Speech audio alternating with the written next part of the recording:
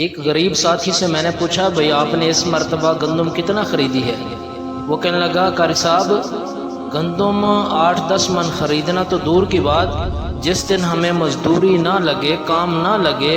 دہاڑی پہ نہ جائیں تو 1 کلو آٹا خریدنا بھی ہمارے لیے مشکل ہو جاتا ہے۔ حیران ہو گیا، میں نے کہا یار آپ کی گزر بسر کیسے ہوگا؟ آنکھوں میں اس کے آنسو آ گئے۔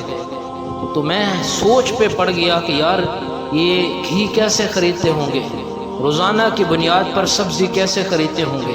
اور ان میں اگر کوئی بیمار بھی تو ہوتا ہوگا تو دوائی کیسے لیتے ہوں گے، اور ان کے اگر چھوٹے چھوٹے بچے ہیں وہ سکول میں جاتے ہوں گے تو یہ ان کی کاپیاں، پنسلیں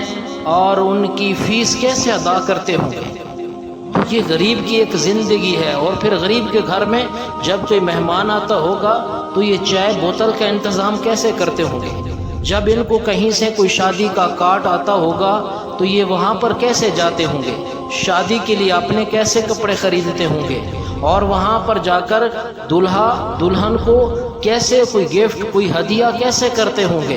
اور عید کا موقع اگر آ جائے تو عید کے لیے یہ شاپنگ کیسے کرتے ہوں گے، عید کے لیے کیسے کپڑے خریدتے ہوں گے،